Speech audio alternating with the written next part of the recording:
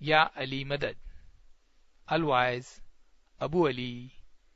Wise number 31. 31st of October 1993, Wise and Beit al-Khayal at downtown Jamaat Khana of Vancouver. اللهم صل على محمد المصطفى وآل محمد المصطفى إلى خير. ذکر فقرین دکھ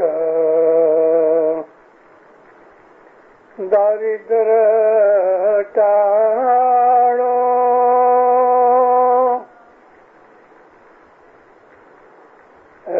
مہاب مکند مرادی یا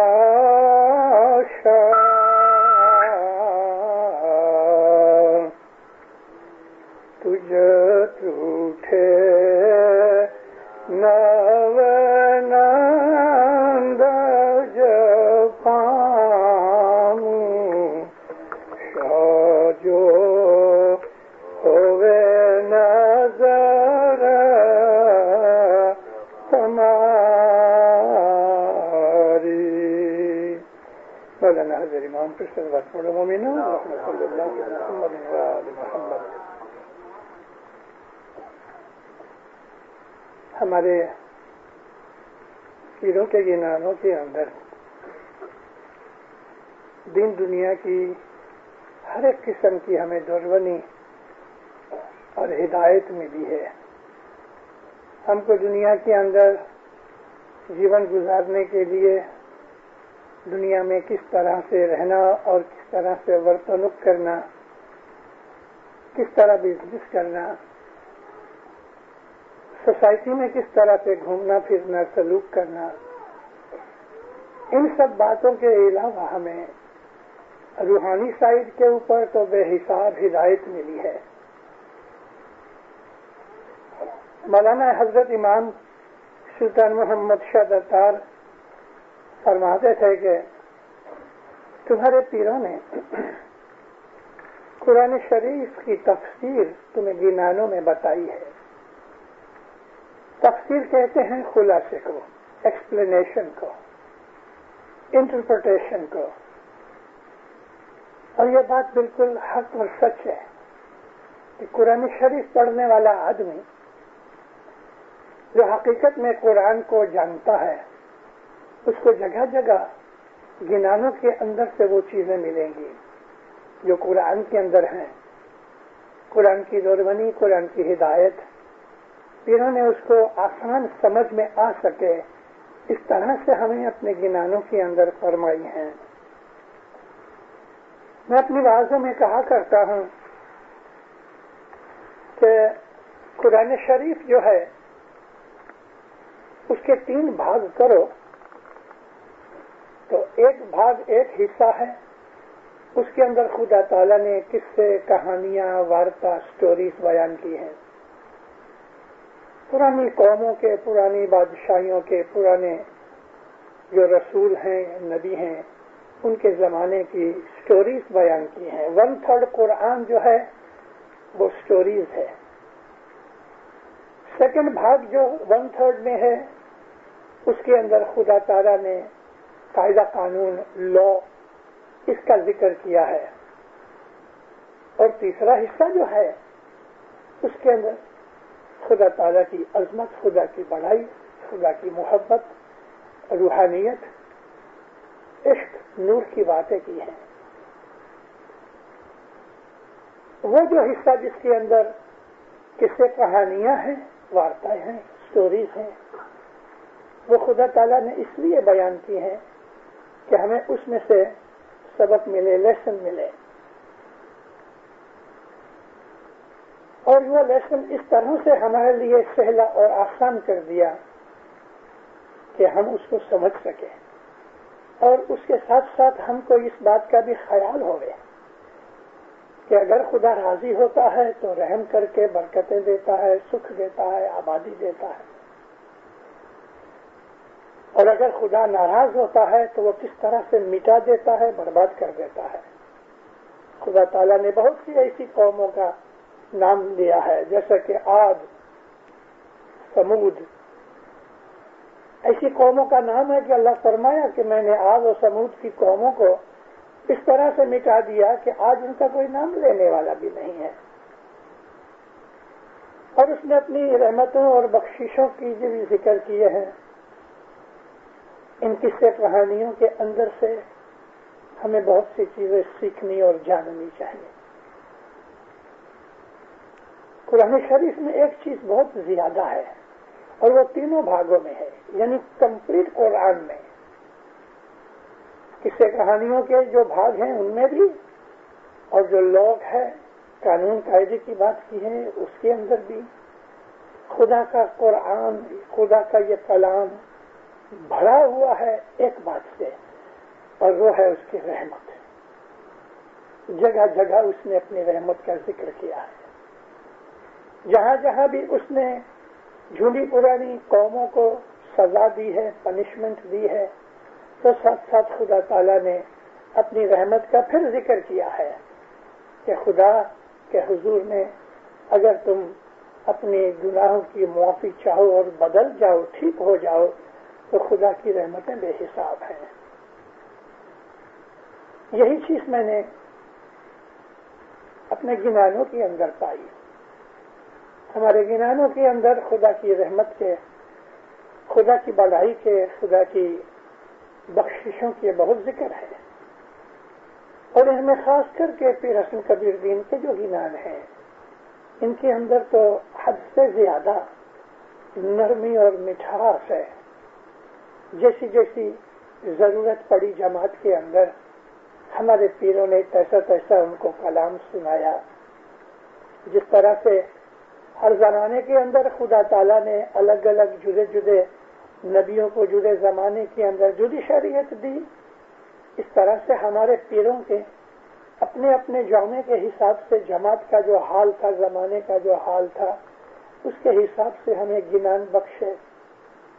ہمارے سب سے پہلے جو پیر ہیں وہ نبی محمد مصطفیٰ رسول صلی اللہ علیہ وآلہ وسلم رحمۃ للعالمین ہیں۔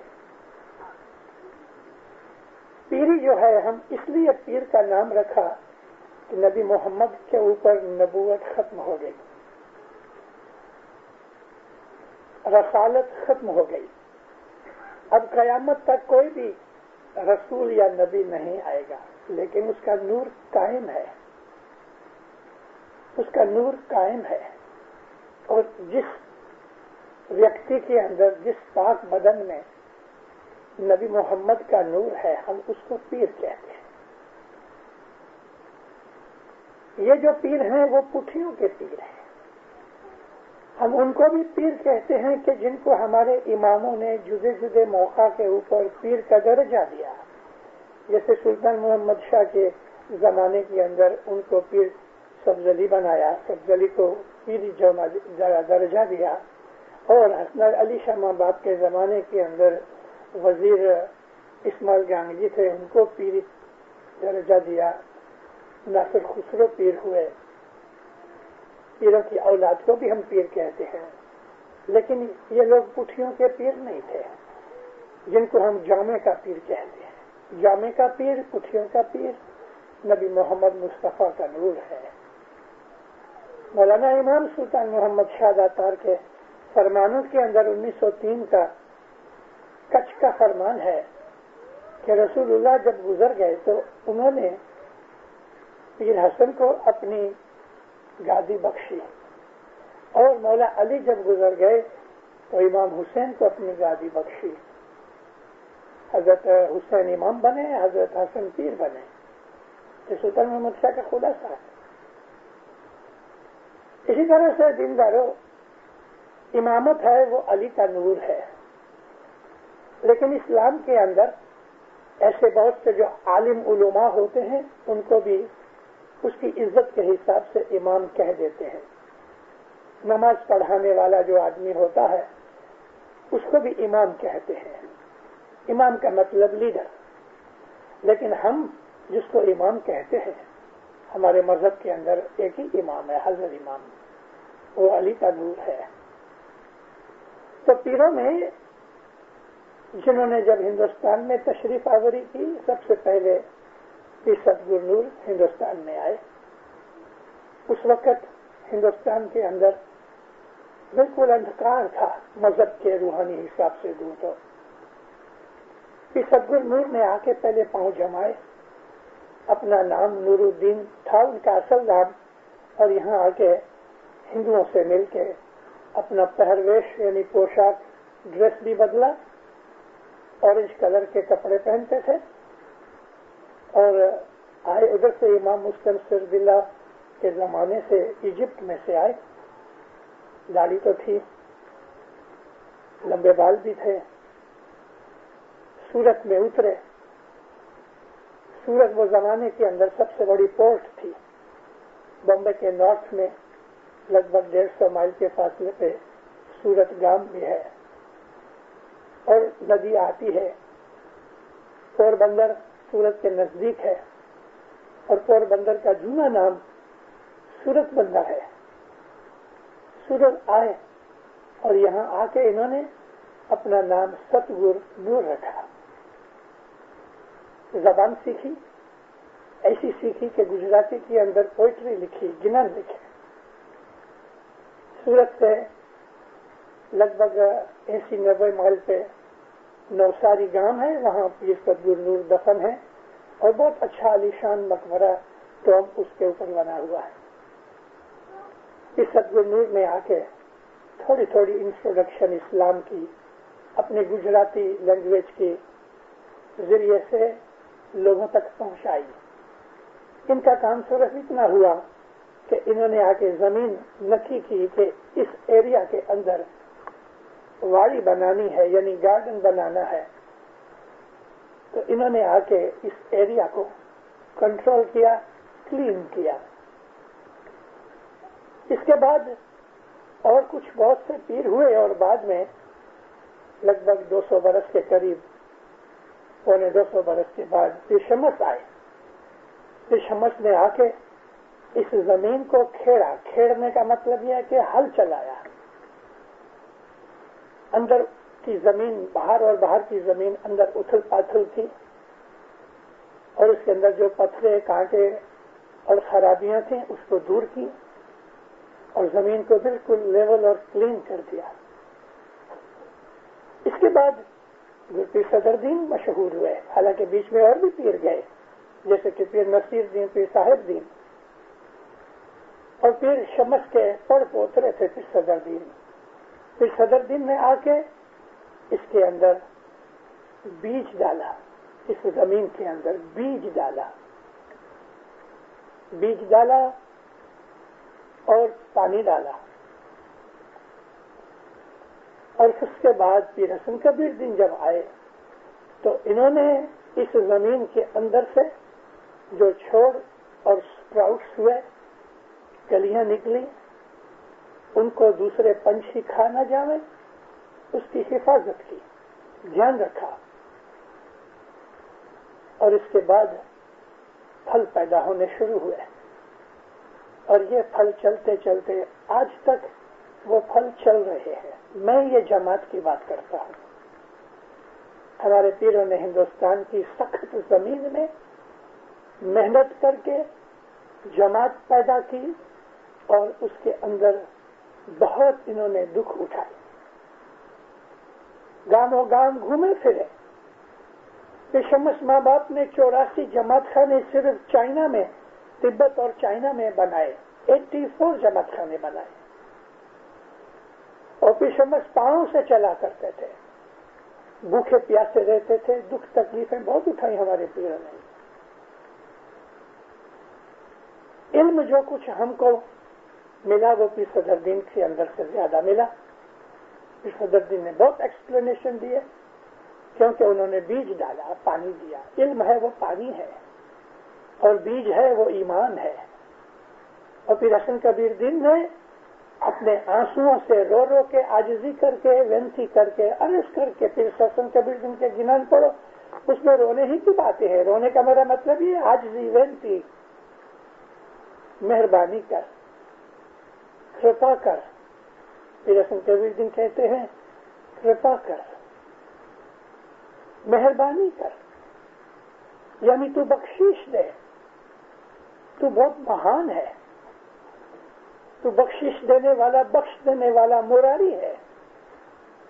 تو جو راضی ہو جاوے تو زمین آسمان کی نعمتیں مجھے مل جاویں، تیری ایک میٹھی نظر چاہیے. تجھ تروٹھے نو نند پاؤں. تو جو راضی ہو جائے. تو اس 4 کڑی کے پاٹھ میں 2 چیزیں بہت امپورٹنٹ ہیں. ایک تو یہ ہے کرپا، اور دوسری چیز ہے راضی پنا، ترشٹمان ہونا، راضی ہونا. یہی 2 چیزیں قرآن شریف میں بھری ہوئی ہیں، اس کی رحمت اور اس کا راضی ہونا، بخشش. انسان کی عبادت بندگی ساری ان 2 چیزوں پہ گھومتی ہے. لیکن عبادت ٹکی ہوئی ہے. رسول اکرم صلی اللہ علیہ وآلہ وسلم فرمایا کہ عبادت کو ٹکانے کے لیے، اس کو اٹھانے کے لیے، جیسے 2 پلر ہوتے ہیں، بہت بڑی چھت ہوئے تو اس کو ٹکانے کے لیے بیچ میں پلر رکھتے ہیں. نبی فرماتے ہیں کہ عبادت کو ٹکانے کے لیے 2 پلر ہیں. ایک ہے استغفار، یعنی اپنے گناہوں کی معافی مانگو، اور دوسرا شکر گزاری کرو. لیکن یہ جو عبادت ہے، اس کو ٹکانے کی یہ 2 چیزوں کے علاوہ جو اوپر عبادت بیٹھتی ہے، تو جو وہ عبادت کے 2 ہی رنگ ہیں، خدا کی رحمت اور اس کی خوشی. جب وہ خوش ہوتا ہے تو بے حساب ہوتا ہے، جب اس کی رحمت ہوتی ہے تو بے حساب ہوتی ہے. اس کی رحمتوں کا تو حساب ہم گن بھی نہیں سکتے. مولانا امام جعفر صادق صلوات اللہ علیہ فرماتے ہیں، آپ کو جو کبھی یاد ہوگے تو آج سے بہت برس پہلے، خاص طور پہ افریقہ کے اندر جب کوئی شخص گزر جاتا تھا تو شام کو اس کی جو زیارت ہوتی تھی، اس کے اندر امام جعفر صادق کا رسالہ پڑھا جاتا تھا. اگر کوئی آدمی سخت ہے، سخت یعنی کٹھن دل والا ہے، ہارڈ نٹ ہے، اس کو یہ رسالہ دے دو، نرم ہو جائے گا. کیونکہ اس کے اندر امام جعفر صادق علیہ السلام نے انسان کی آخرت کی باتیں کی ہیں اور اس کو جگایا ہے کہ دیکھ خدا کی رحمتیں دیکھ. ایک جگہ مولانا امام جعفر صادق فرماتے ہیں، اے میرے پیارے، تو یاد تو کر اس پروردگار کی رحمت، یاد کر. تیرے پیدا ہونے سے پہلے اس نے تیری روزی پیدا کی. یعنی بچہ جنمے اس کے پہلے ماں کو دھاون آ جاتی ہے، کبھی 8 دن پہلے، کبھی 15 دن پہلے ماں کو دھاون پیدا کر دیتا ہے خدا تعالیٰ. تو امام جعفر صادق اس کی طرف اشارہ کرتے ہیں کہ اے میرے پیارے، تو سن، یاد کر کہ تیرے پیدا ہونے سے پہلے خدا نے تیری روزی پیدا کر دی. تو کتنا رحیم ہے. یہ اشارہ ہے اس کی طرف کہ تو اپنی روزی رزق کی ریاضی چنتا نہ کر. اس نے تجھے پیدا کیا ہے، تیرے پیدا کرنے سے پہلے اس نے روزی ہے تاکہ تجھے کوئی تکلیف نہ ہو. لیکن انسان خدا کی اس رحمت کو بھول کر جب شکر گزاری بھول جاتا ہے اور اس رستے پہ چلے جاتا ہے کہ جو رستہ اس کو پسند نہیں، تو پھر خدا کی روزی دی ہوئی وہ بھی ہٹ جاتی ہے، روزی تنگ ہو جاتی ہے. پھر انسان روزی ڈھونڈتا ہے تو روزی ملتی نہیں.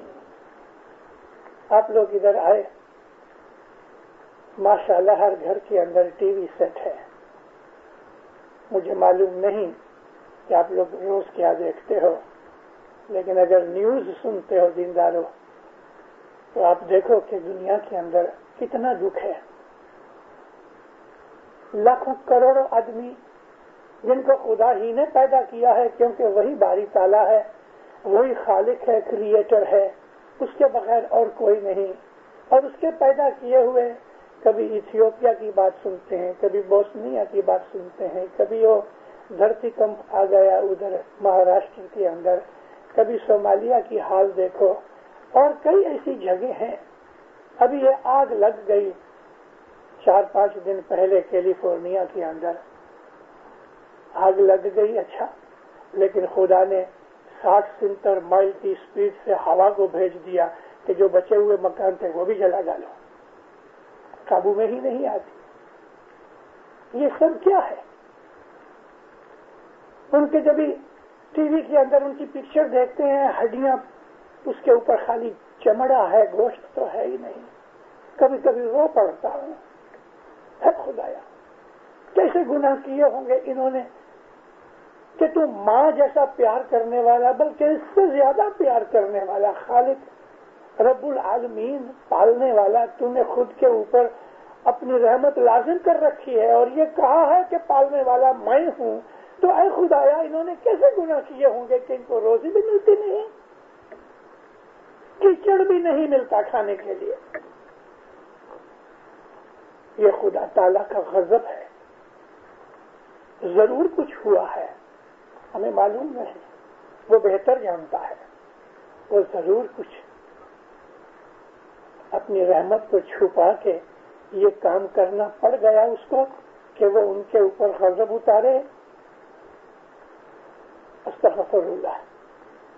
مولا ہمیں گناہوں سے بچائے.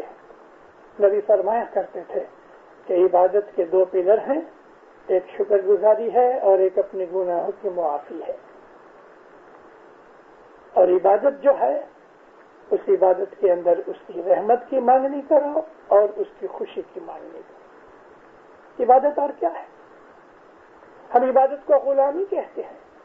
عبادت عربی لفظ ہے اور اس کا مطلب ہے غلامی.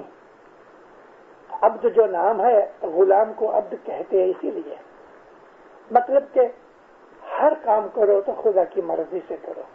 میں نے آپ کو شروعات میں بتایا کہ خدا نے قرآن کے اندر جو کچھ بھی فرمایا اس کے 3 حصے کرو، تو اس میں ایک بھاگ ہے جس میں لاز ہیں، ایسا کرو ایسا نہ کرو.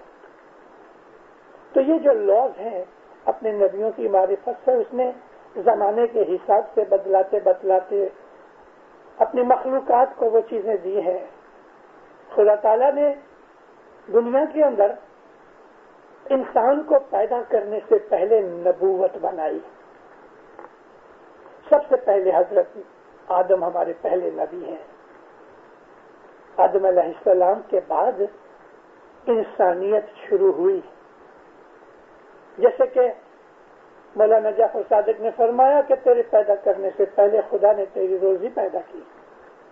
تو خدا تعالیٰ نے اب ہماری جس طرح دنیا کے اندر شریر کو ٹکانے کے لیے روزی رزق کی ضرورت ہے، اسی طرح سے دینداروں ہماری روحانی سائٹ کو ٹکانے کے لیے ہم کو روحانی روزی رزق چاہیے، روح کی غذا، روح کی خوراک چاہیے. شریر کے لیے جیسا کھانا پینا ضروری ہے، اس طرح سے ہماری روح کو، ہماری آتما کو ٹکانے کے لیے بھی اس کے لیے خوراک ہے. اور روح کی خوراک جو ہے وہ خدا تعالیٰ کی عبادت ہے، اس کی یاد ہے. اس سے روح نرم ہوتی ہے، روح کی طاقت بڑھتی ہے. خدا تعالیٰ باری ہے. الباری کہتے ہیں روحوں کا پیدا کرنے والا، اور خالق کہتے ہیں شریر کا پیدا کرنے والا. شریر مر جاتا ہے، مٹ جاتا ہے، ختم ہو جاتا ہے، لیکن روح کو خدا تعالیٰ نے پیدا کیا، پھر روح کبھی مٹتی نہیں، وہ ہمیشہ قائم رہتی ہے. کیونکہ روح خدا تعالیٰ کے نور کا ایک پرتو ہے، اس کا ایک کام ہے، اس کی ایکٹیویٹی میں ہے. تو روح کی خوراک کیا ہے؟ خدا کی یاد، خدا کی یاد، خدا کا ذکر، خدا کا خیال، خدا کا ریاض.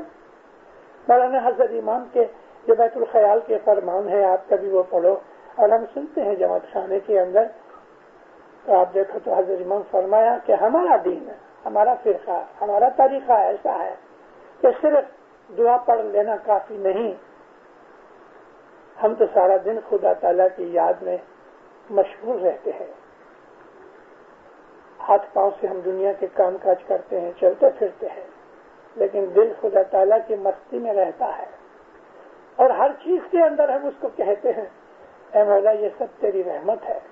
جب ہم کو کوئی اچھی چیز ملتی ہے تو ہم اس کی شکرانہ ادا کرتے ہیں، جب ہمیں کوئی تکلیف آ جاتی ہے تو اپنے گناہوں کی معافی مانگ کے ہم کہتے ہیں استغفر اللہ ربی واتوب علیہ، معاف کر دے میرے اللہ مجھ کو، اے میرے پالنے والے میں تیرے سے معافی مانگتا ہوں اور وعدہ کرتا ہوں کہ پھر نہیں کروں گا، یعنی توبہ کرتا ہوں۔ توبہ کا مطلب ہے نہ کرنے کا پرومس،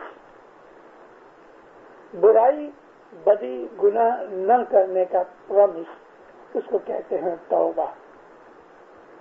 اور توبہ جو ہے وہ بڑی ضروری ہے، جیسے کہ استغفر اللہ ہے، یہ توبہ ہے۔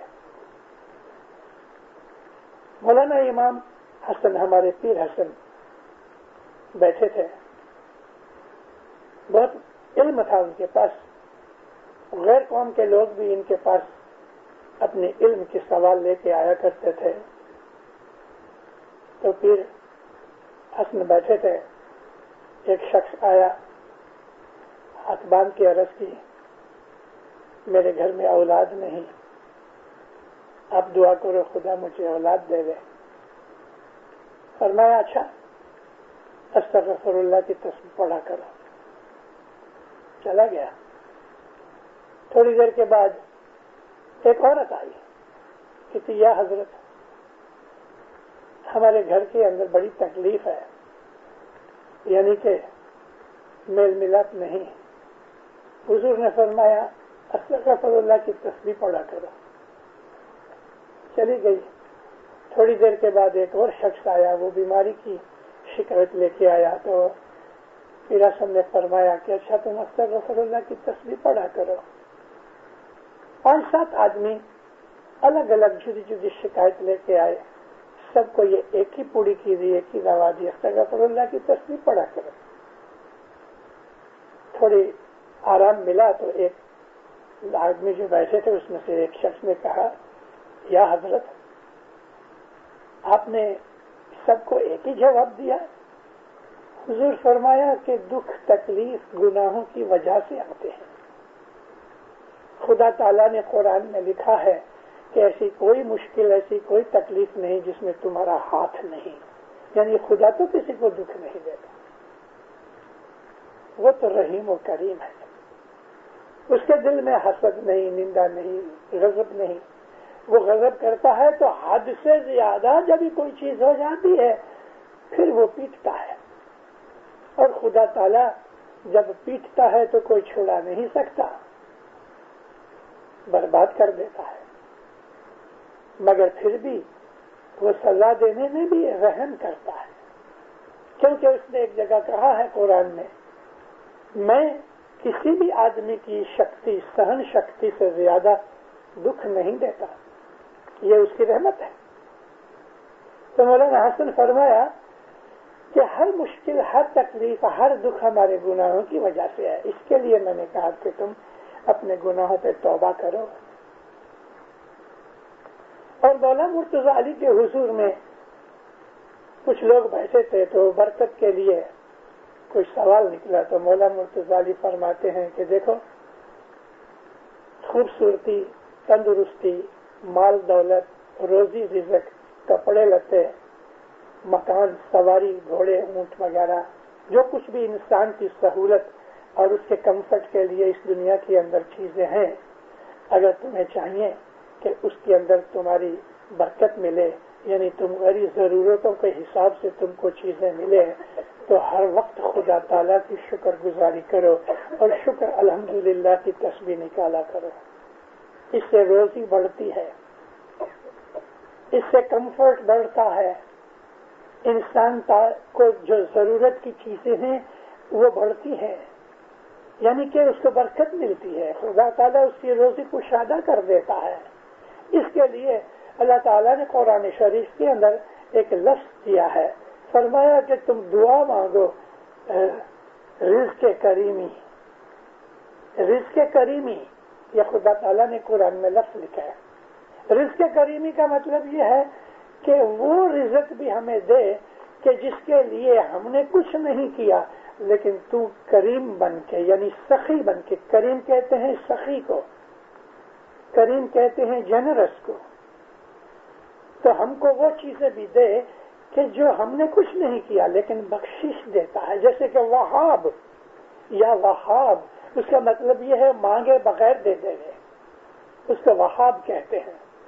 اور بخشش دینے والا، مثال کے طور پہ آپ نے $1 کا کام کیا ہے تو خدا نے آپ کو 2 دے دیے، یہ اس کی کریمی پن ہے، یہ اس کی کریمی پن ہے. یہ اس کو کہتے ہیں رزق کریمی.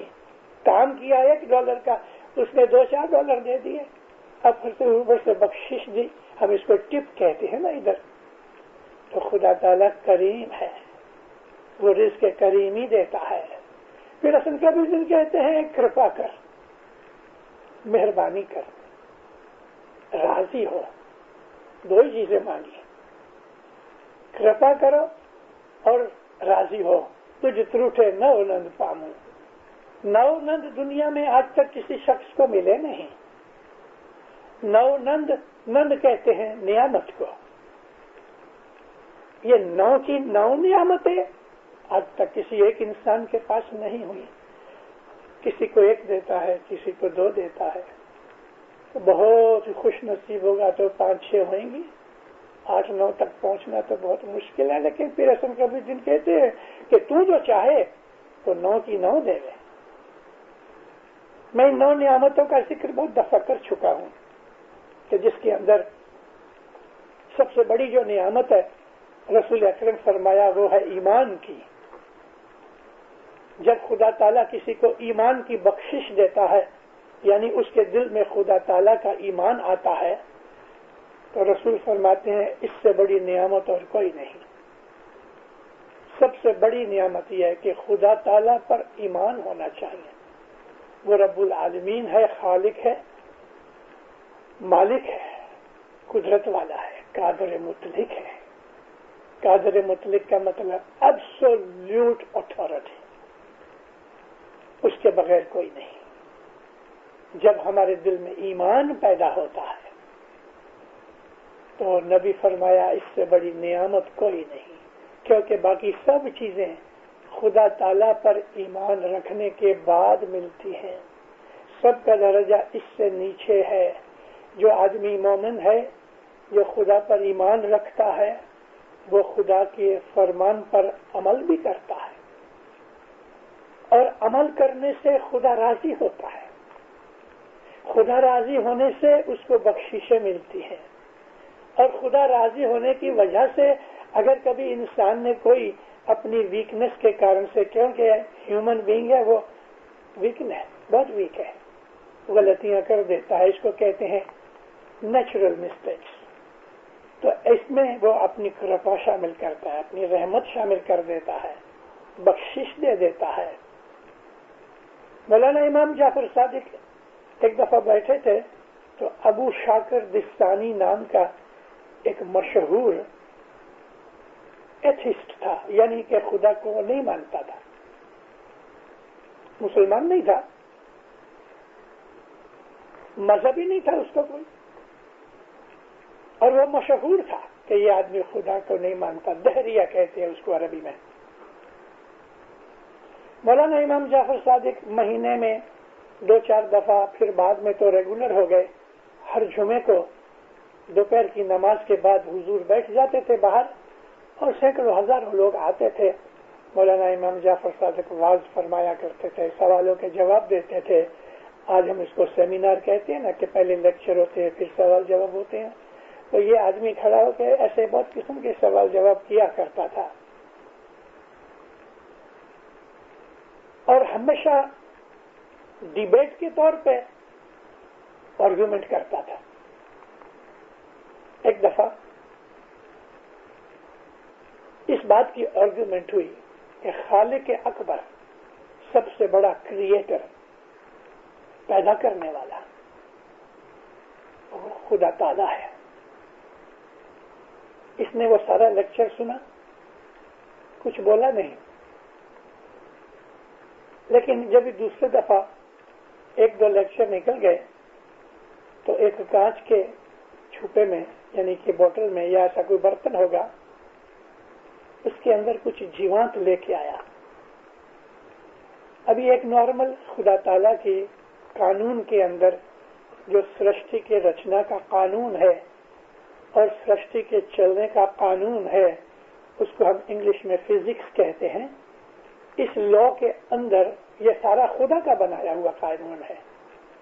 دیکھو کسی جگہ بارش پڑی ہوئے اور ایک گنی بیگ اس کے اوپر یا کوئی کپڑا آپ پھینک دو، کیچڑ ہو جائے، مڈ، تھوڑے ٹائم کے بعد بارش ختم ہو جائے گی، سورج نکلے گا. تو یہ جو جگہ ہے اس کو کوئی ہلاوے نہیں. اسی طرح سے یہ کپڑا یا گنی پڑی رہے اور تھوڑا تھوڑا پانی کبھی برستا رہے، کبھی پانی برسے، کبھی سورج نکلے اور اس کو نہ چھیڑا جاوے، تو کچھ دنوں کے بعد اس میں چھوٹے چھوٹے جرمز پیدا ہو جائیں گے. یہ آپس میں ایک دوسرے کو کھا کے بڑے ہو جائیں گے. یہ بیکٹیریا جو ہے یہ بڑے ہو جائیں گے تو اس میں جیوانت آ جائیں گے، لاروا کی طرح. اس میں جیو ہے. تو اس نے اس طرح سے یہ لاروا تھوڑا سا اکٹھا کیا اور تھوڑے پانی کے اندر ڈال کے ان کو مولا کے پاس لے کے آیا. کہتا دیکھو یا حضرت، ان کا خالق میں ہوں، میں نے ان کو کریٹ کیا ہے. مولا بولے نزدیک آ. سینکڑوں ہزاروں آدمی بیٹھے تھے. نزدیک آیا تو حضور نے فرمایا اس کا خالق تو ہے؟ کہنے لگا ہاں میں نے پیدا کی ہے اور اس طرح پیدا کی ہے. سوال تو ہو سکتا تھا لیکن مولا نے اس کو کٹ شارٹ اس طرح سے کیا. اچھا یہ بتا کہ اس میں نر کیا کون ہے، مادہ کون ہے، یعنی فیمیل کون ہے، میل کون ہے. چپ ہو گیا. سارے لوگ کھی کر کے ہنسنے لگے، شرمندہ ہو کے چلا گیا.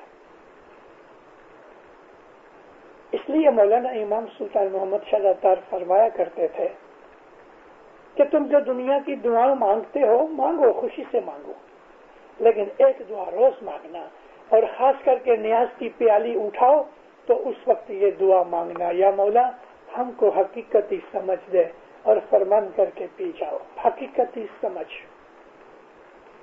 The understanding of reality. حق کیا ہے، سچ کیا ہے، ستیہ وستو جو ہے، ٹروتھ تک پہنچنے کی توفیق ملے، یہ بہت بڑی چیز ہے. یہ روحانی چیز ہے، یہ علم کی حد ہے، اس کی بڑائی ہے.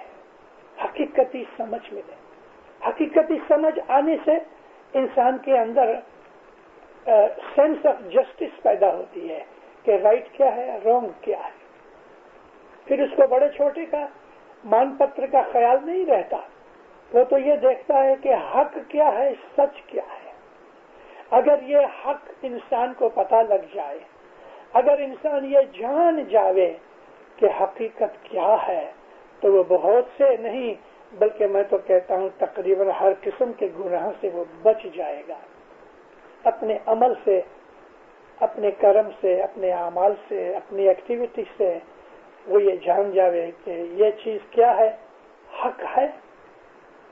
انسان کو اگر کسی آدمی کے پاس سے کچھ زیادہ مل گیا، مثال ایک دفعہ کیا ہوا، دارالسلام کے بینک کے اندر سے میں کچھ چیک مٹانے گیا تو اس کے اندر 1000 شلنگ کی نوٹ زیادہ آ گئی. گھر آ کے میں نے تو پیسے لے لیے، چلا گیا. گھر آ کے جب اس کا حساب کیا تو 1000 کی نوٹ اس میں شلنگ زیادہ تھے. آج سے 30-35 برس پہلے بہت بڑی رقم تھی. دوسرے دن میں جب وہ پیسے دینے گیا، اب یہ 1000 کی نوٹ دیکھ کے میرے دل میں تو یہی ہوا نا کہ یہ میرا حق نہیں ہے. میرا حق نہیں. اگر میری نظر بد ہوئے یعنی میرے خیال خراب ہوئے تو اس کو یہ سمجھ کے چلو مزے کریں گے، لیکن اگر میں اس کو کھا جاتا تو مجھے عظیم نقصان ہوتا. یہ سمجھ کے جب میں پیسے واپس دینے گیا تو وہ افریقن ٹیلر تھا، اس کو میں نے جب یہ بتایا وہ رونے جیسا ہو گیا. کہتا ہے میری 2000 شلنگ تنخواہ ہے اور اس میں سے 1000 یہ نکل گئے، میں تیرا بہت شکر کرتا ہوں. میں بولا شکر خدا کا کرو. مجھ کو یہ بات کہنے کی ضرورت نہ پڑتی، مگر سمجھانے کے لیے میں نے یہ بات کہی کہ کون سی چیز ہمارے لیے حق ہے کون سی نہیں. مومنو، ابھی بات نکلی اس باریک ریفائن بات کروں. آپ کے ادھر تو لفٹ ایلیویٹر نہیں ہے، لیکن ہمارے درخانے کے اندر ایلیویٹر ہے. 20-25 برس کا جوان ہے، وہ اوپر نیچے ایلیویٹر میں جاتا ہے. ایک سٹوری ہے. ایک دن ایک لڑکے کو میں نے پکڑ کے کہا، بولا تجھے معلوم ہے ایلیویٹر ایک دفعہ اوپر سے نیچے جاوے کیونکہ بہت وزندار ہے، اس کے $250 خرچ آتا ہے ایک ٹرپ میں. آپ دیکھو تو صحیح کتنا ہمارے درخانے جماعت خانے کو مینٹین کرنے کے لیے ہمارا خرچ کتنا ہے اور اس میں الیکٹریسٹی کا خرچ کتنا ہے. ہم کو کبھی ایسا ہوتا ہے کہ کیا یہ میرا حق ہے کہ میں حضرت امام کے پیسے $2.50 خرچ کروں ادھر محض اوپر سے نیچے جانے کے لیے؟ الحمدللہ میں کبھی نہیں بیٹھا، سوا کے جب اس سیکنڈ فلور کے اوپر جانا ہوتا ہے اور دروازے باقی کے بند ہوتے ہیں تو اگر میں ہمیشہ سیڑھی سے جاتا ہوں. ہم جماعت خانے کا پانی یوز کرتے ہیں، ٹوائلٹ پیپر یوز کرتے ہیں، جماعت خانے کے کارپیٹ یوز کرتے ہیں، ہم یہ سب چیزیں یوز کرتے ہیں. ہمارا حق نہیں ہے، یہ اس کی محض رحمت اور بخشش ہے. اس کے لیے میری اس بات کو سمجھنے کے لیے میں آپ کو ایک فرمان سناتا ہوں. مولانا حضرت امام سلطان محمد شاہ تار نے ایک فرمان کیا کہ جو لوگ دسوند نہیں دیتے وہ چور ہیں. تو کسی نے پوچھا یا مولا وہ کیسے چور ہیں؟ فرمایا کہ وہ جماعت خانے کی چٹائیاں، بجلی، پنکھا، جو کچھ بھی یہ جماعت خانے کے اندر ہے وہ اس کو یوز کرتے ہیں لیکن دسوند نہیں دیتے. تو وہ ان لوگوں کے جو دسوند دیتے ہیں اور جماعت خانے میں خرچ کرتے ہیں ان کے یہ لوگ چور ہیں کہ جو دسوند نہیں دیتے. میرا کہنے کا مقصد یہ تھا کہ ہمارے ہر قدم قدم اور ایکشن کے اوپر ہمیں اس بات کی سمجھ آنی چاہیے کہ میرا یہ عمل برابر ہے. ٹیلی فون اٹھایا، ہیلو فلانا آدمی، اگر اس طرف کوئی کڑوا، کون ہے تو کیا ہے، ٹیلی فون رکھ دیا. اب یہ جو ایک قسم کی روڈنیس ہے، کیا سچ مچ حق ہے؟ کوئی بہت سے لوگ ہیں جو روڈ ہیں. روڈ کا مطلب یہ ہے کہ وہ اچھاچھڑے ہیں، پرواہ نہیں کرتے. یہ چیز مغروری اور بڑائی ظاہر کرتی ہے. اس کی طرف دیکھو، اگر وہ روڈ ہو گیا تو کیا ہوگا؟ تو ایسی ہماری زندگی کی چھوٹی بڑی تمام چیزوں کے اندر ہم خدا کو حاضر ناظر سمجھ کے اگر ہم اپنے اعمال کریں تو پھر اس کی مہربانیاں اترتی ہیں، وہ کرپا کرتا ہے. کبھی کبھی پرانی باتیں یاد آ جاتی تو ریپیٹ بھی ہوتی ہیں. میں نے اسی جماعت خانے کے اندر ایک دفعہ بات سنائی تھی کہ کس طرح سے نمرود کو شیرنی کا دودھ پلا کے خدا نے بڑا کیا اور یہی نمرود بڑا ہو کے خدائی کا دعویٰ کیا، خدا کا سامنا کیا. یہاں ایک اتنی رحمت کی خدا تعالیٰ نے کہ یہ پیدا ہوا ایک دن کا تھا. اسٹیمر میں جاتے تھے لوگ، یعنی بوٹ میں. اللہ نے حکم کیا ہے ملک الموت اس بوٹ کو دبا دو. کہتے یا اللہ اس میں ایک بچہ ابھی پیدا ہوا ہے، فرمایا اس کی ماں کو بھی مار ڈالو اور اس کو اس کی چھاتی پہ رکھ دو، ایک پلینک کے اوپر اس کو ڈال دو، باقی سب کو فنا کرو۔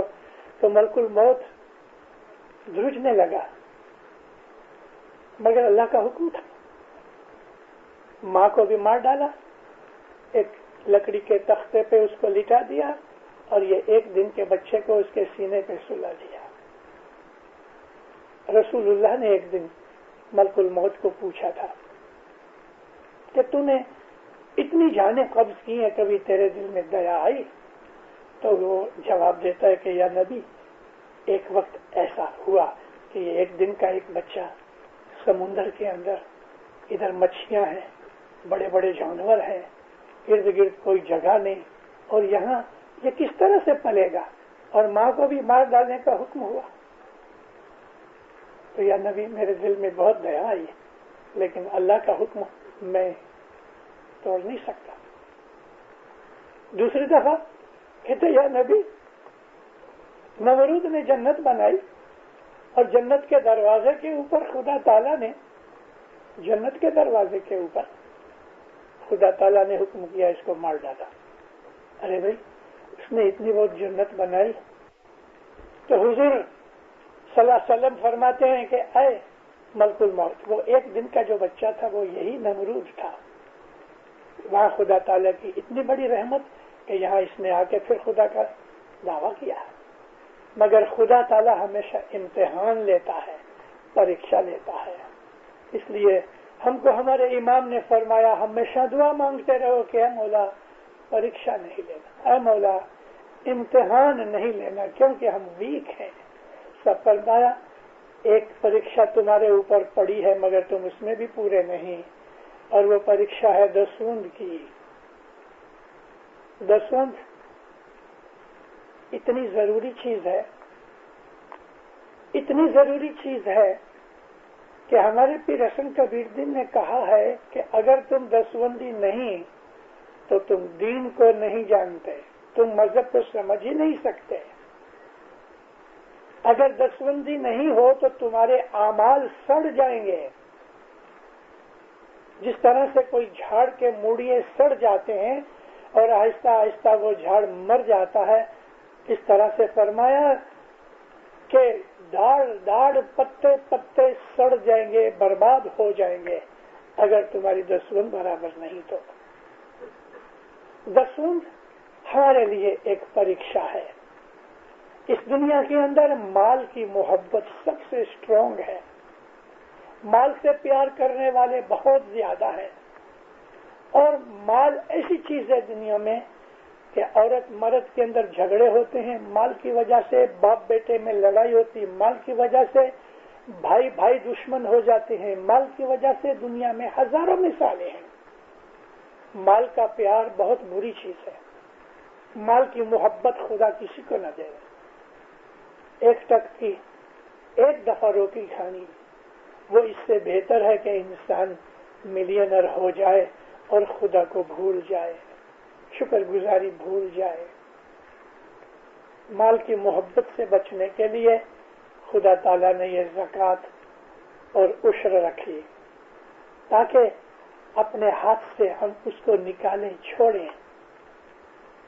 جو آدمی دسوند دیتا ہے اس کا دل نرم رہتا ہے، دسوند دینے سے مولا کی محبت زیادہ ہوتی ہے، دسوند دینے سے ہم کو برکت ملتی ہے، دسوند دینے سے دل کے اندر ایسا بھراوا یعنی تسلی رہتی ہے کہ میرا مولا بیٹھا ہے۔ دسوند دینے سے بہت سی بلائیں دور سے ہی ہٹ جاتی ہیں، کیونکہ دسوند نرجینو آہار کہیں، دسوند جو ہے وہ مولا کا کھانا ہے، اور جو آدمی مولا کا کھانا کھا جاوے اس کو دنیا کے اندر کہاں سے برکت ملے گی۔ میں کبھی کبھی کہا کرتا ہوں کہ جو آدمی دسوند کھا جاتا ہے وہ دوسرے کا مال کھانے کے اندر کبھی بےدرکاری کرے گا؟ اس کو تو موقع ملے گا وہ ہضم کر دے گا، لیکن جو آدمی دسوندی ہوگا وہ دوسرے کا مال کبھی نہیں کھائے گا۔ جو دسوندی ہوگا وہ حق پہ رہے گا، اس کو بدی برائی کرنے کے لیے، بے ایمانی کرنے کے لیے بیک لگے گی، ڈر لگے گا۔ دسوند جو ہے وہ انسان کے دل کے اندر نچنت سونے کی راحت پیدا کرتا ہے۔ رات کو آدمی سو جاتا ہے، اس کو کوئی غم نہیں ہوتا، اس کو پتہ میرا مولا بیٹھا ہے۔ اور جو دسوند کے اوپر فرمان ہے خصوصاً امام سلطان محمد شاہ کے اور گنان پیر حسن کبیر جن کے پڑھو تو انسان کو پتہ لگے کہ دسوند اتنی بڑی چیز ہے، کیونکہ جو دسوند ہے، دسوند مال واجب، وہ ہمارے دین کا پایا ہے۔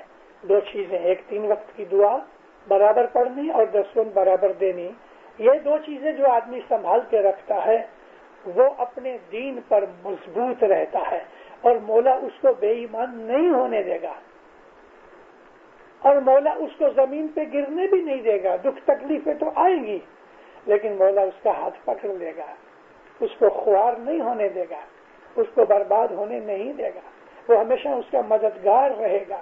دسوند آدمی کوئی $100 کماوے اور اس میں سے 12.5 دے دے کوئی بڑی چیز نہیں، اگر اس کا ایمان مضبوط ہے تو دیندارو، کرپا اگر خدا کی چاہیے تو اس نے یہ قاعدہ بنایا ہے۔ میں نے عرض کی نا کہ قرآن میں 1/3 قرآن لاز ہیں، تو اس میں یہ ہے کہ تم عشر اللہ دو، 10% اللہ کے اور 2.5% رسول کے زکوٰۃ دو، یہ 12.5% بنتے ہیں۔ اور خمس کی بات بھی ہے قرآن شریف کے اندر۔ خمس یہ ہے کہ آپ کو ایک کوئی چیز محنت کے بغیر مل گئی، رستے میں کوئی چیز پڑی مل گئی، تھیلی مل گئی، آپ کو لاٹری لگ گئی، تو وہ چیز کے جس کے اوپر آپ نے شریر نے یا دماغ نے محنت نہیں کی تو اس کے لیے خدا تعالیٰ نے خمس بیان کیا ہے، 20%۔ خمس مینز 1/5۔ لیکن ہمارے اماموں نے ہم کو یہ کہہ دیا کہ تم اگر اپنی روزی کمانی میں سے، اپنے نفع میں سے برابر یہ جو 10 اور 2.5% دے دو تو باقی اس میں سب کچھ آ گیا، میں قبول کرتا۔ لیکن اس کے علاوہ ہمارے اوپر یہ بھی ہے کہ ہم کو اپنی روزی رزق میں اپنے سگے کٹمبی ہیں، اپنی فیملی ہے، ان کی مدد کرنی چاہیے۔ 7.5% اس کے ہیں کہ ہم اپنے کٹمب قبیلے کی مدد کریں، اور اگر کٹمب قبیلے میں ایسا مدد لینے کے لائق کوئی نہیں، سب اچھے مالدار ہیں، تو فرماتے ہیں کہ اپنے یاروں دوستوں کے اندر، سوسائٹی کے اندر، پڑوسیوں کے اندر، مطلب کہ آدمی کو 20% اپنی آوک کا یوز کرنا چاہیے خدا کے راستے میں۔ 12.5% دسوند ہے اور 7.5% اس کی خیرات میں آتے ہیں۔ نبی کریم فرماتے ہیں کہ خدا کبھی غصے ہو جائے تو اس کو ٹھنڈا کرنے کا ایک راستہ ہے۔ تو کسی نے پوچھا یا نبی جلدی بتا، حضور فرمایا صدقہ کرو۔ صدقہ یعنی وہ لوگ کہ جو سخت تکلیف میں ہیں ان کو خیرات دو، اس کو صدقہ کہتے ہیں۔ صدقہ ہم جماعت خانے میں نہیں دے سکتے، صدقہ ہمیشہ غیر قوم کے اندر، غریبوں کے اندر، کوئی بھکاری ہے، نادار ہے، بیمار ہے، ان لوگوں کو ہم جو مدد کرتے ہیں وہ صدقے میں آتا ہے۔ اور نبی فرماتے ہیں کہ صدقہ کرنے سے خدا کا غصہ ٹھنڈا ہوتا ہے۔ ہماری بھول چوک ہو جائے تو اور خدا غضب کرتا ہے، اس سے غصہ ٹھنڈا ہو جاتا ہے۔ ایک دفعہ موسیٰ علیہ السلام خدا کے پاس کوتور پہ جایا کرتے تھے نا، ہمیشہ کوتور پہ گئے، سلام کیا، کہتے یا اللہ یہ فرعون خدائی کا دعویٰ کرتا ہے، یہ دین کا دشمن ہے، ہم کو دکھ دیتا ہے، اس کی وجہ سے مذہب پھیلتا نہیں، تو اس کو خدایا اس کو تو برباد کر دے۔ فرمایا اچھا موسیٰ تو میرا نبی، اگر تو کہتا ہے تو میں اس کو برباد کر دوں گا، 2 برس لگیں گے۔ کیوں 2 برس؟ فرمایا وہ تو نہیں جانتا۔ اچھا 2 برس ہو گئے، فرعون تو برباد نہ ہوا۔ موسیٰ بڑا حیران کہ خدا کا وعدہ پورا نہ ہوا، جا کے کوتور پہ عرض کی یا اللہ کیا بات ہے، تو نے کہا 2 برس میں؟ موسیٰ میں کیا کروں؟ کیوں؟ 2000 آدمی روز اس کا کھانا کھاتے ہیں، 2000 آدمی روز اس کا کھانا کھاتے ہیں، اور یہ 2000 میں میرے عابد بھی ہیں کچھ، وہ دعا مانگتے ہیں کہ اے خدایا اس کی عمر دراز کر، اس کو تو برکت دے، اس کے اوپر رحمت دے۔ وہ اتنے معصوم ہیں، ان کو یہ معلوم نہیں کہ یہ خدائی کا دعویٰ کرتا ہے، دین کا دشمن ہے، لیکن اس کی طرف سے ملا ہوا رزق جو میں بھیجتا ہوں، لیکن اس کے لیے دعا مانگتے ہیں۔ تو یا خدایا پھر کیا کیا جائے؟ فرمایا تو اس کا رسوڑا، یہ اس کا کچن، یہ 2000 آدمیوں کو کھانا کھلانا، یہ جو تو بند کر دے تو یہ برباد ہو جائے گا۔ موسیٰ نبی واپس آئے، اپنے مریدوں کو اکٹھا کیا اور کچھ ایسی چال چلی، میں آپ کو شارٹ کہتا ہوں کیونکہ یہ تو سٹوری بہت لمبی ہو جائے گی۔ وہ رسوڑا بند ہو گیا۔ جیسے یہ رسوڑا بند ہوا، یعنی 2000 آدمی کو کھانا پلانا بند کر دیا، فرعون برباد ہو گیا۔ ہمارے مذہب کے اندر، میں 1938 کی بات کرتا ہوں، آپ میں سے کوئی ایسے شخص ہوں گے کہ جنہوں نے حبیب بینک کا نام سنا ہے؟ پاکستان میں، انڈیا کے اندر حبیب بینک تو ابھی لندن میں بھی ہے۔ یہ حبیب بینک کے جو اوریجنل لوگ تھے، ان کو کہتے تھے کسارے والے، یہ لوگ اسماعیلی تھے۔ 1938 میں اپریل مہینے میں انہوں نے ڈکلیئر کیا کہ ہم اثناشری بن جاتے ہیں، مذہب چھوڑ کے اسماعیلی تو چلے گئے۔ واپا ہوا ہمارے مذہب کے اندر، ہماری جماعت میں۔ اب مرد لوگ، ایک شادی کی بات تھی جس کے اوپر یہ اثناشری مسجد میں جا کے سائن کر دیے، لیکن ان کی مائیں، ان کی گھر والیاں، ان کی بہنیں اور ایک بھائی بھی، یہ لوگ اسماعیلی مذہب کے اوپر پکے رہے اور ہمیشہ گھر کے اندر کجیا کنٹاکس بھی ہو گئے۔ اب اندر کھانے پھر یہ ہو گئے، ظاہر میں یہ لوگ اثناشری ہو گئے۔ اپنی جماعت میں اچھی مضبوط پارٹی تھی، مگر دن بدن ان کی چڑھتی رہتی رہی۔ تو ہمارے مذہب میں، جماعت میں ایسے لوگ بھی ہیں جن کو علم اتنا نہیں ہوتا تھا۔ سلطان محمد شاہ کے حضور میں کسی آدمی نے 1945 کے اندر ذکر کیا کہ خداوند 7-8 سال ہوئے، ان کی تو چڑھتی ہوتی رہی ہے، یہ تو دین کے دشمن بنے، بیعت توڑ دی، یہ کیا وہ کیا۔ مولانا سلطان محمد شاہ فرمایا دیکھو ان کی سخاوت بہت ہے، اس کے لیے ان کی برکت بند نہیں ہوگی۔ آج بھی ان کے ہاسپٹل ہیں، فری دوا دیتے ہیں، ان کے اسکول ہیں، فری سکھاتے ہیں، ان کے آرفنیجز ہیں کہ جس کے اندر انہوں نے لکھا ہوا ہے کھوجا آرفنیج فار گرلز، لڑکیوں کے لیے۔ ان لڑکیوں کو، یتیموں کو یہ لوگ پالتے ہیں، بڑے کرتے ہیں۔ 18-20 برس کی عمر میں ان لڑکیوں کی، چاہے وہ اسماعیلی ہوئے کہ اثناشری ہوئے، دونوں لڑکیاں ادھر جاتی ہیں، ان کی شادی کرا دیتے ہیں، شادی میں بیچ دیتے ہیں، سارا خرچہ دیتے ہیں۔ اور اتنا نہیں کہ شادی کرا کے چھوڑ دے رہے، ہر برس 10-20 اس طرح سے شادیاں کراتے ہیں، اور ہر برس ان کا دھیان بھی رکھتے ہیں کہ عید تہوار آوے تو اپنی لڑکیوں کی طرح سمجھ کے یہ ان کے گھر میں تحفے اور گفٹس وغیرہ بھیجتے رہتے ہیں۔ ان کی بے حساب سخاوت ہے۔ مولانا سلطان محمد شاہ فرمایا جب تک ان کی سخاوت ٹکی ہوئی ہے یہ لوگ برباد نہیں ہوئیں گے۔ رسول فرمایا ہے کہ خدا کے غصے کو ٹھنڈا کرنے کے لیے خیرات کرو، چیریٹی کرو۔ میرے پاس بہت دفعہ کہ بھائی بہن جب یہ آتے ہیں نا کچھ پیسے کی تکلیف کے لیے، تو میں ان کو کہا کرتا ہوں 10 برابر دو اور اس کے اوپر تھوڑی سی خیرات کرو، تھوڑی سی خیرات کرو۔ ایسا کوئی لازم نہیں ہے کہ 50% کرو کہ 10% کرو، مگر کچھ نہ کچھ انسان کو خیرات کرنی چاہیے، اور خیرات ایسی جگہ کرو کہ وہ پھلے۔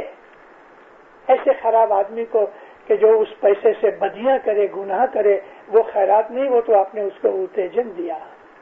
تو خدا تعالیٰ کے اس دربار میں ہماری روحانیت کو سیدھا کرنے کے لیے، روحانیت میں اونچا اٹھنے کے لیے، موت کے بعد آخرت سدھارنے کے لیے، خدا تعالیٰ کے نور تک پہنچنے کے لیے، دنیا کے اندر بھی دنیا کی چیزیں کرنی چاہیے، اور رات کو اٹھ کے خدا تعالیٰ کی عبادت کرو، دن کو بھی اس کو یاد کرتے رہو، رات کو تو نیند چھوڑ کے اپنی تکلیف اٹھا کے بھی اس کو یاد کرو، عبادت کرو۔ دین دنیا میں مولا اس کا عوض دے گا، چڑھتی کرے گا۔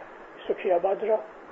مولا آپ کی نیک امیدیں پوری کرے، حقیقتی سمجھ دے، بدیوں سے گناہوں سے نافرمانی سے بچاوے، دین دنیا کی نعمتیں دے، بخششیں دے، روحانی طاقت دے، روحانی برکتیں دے۔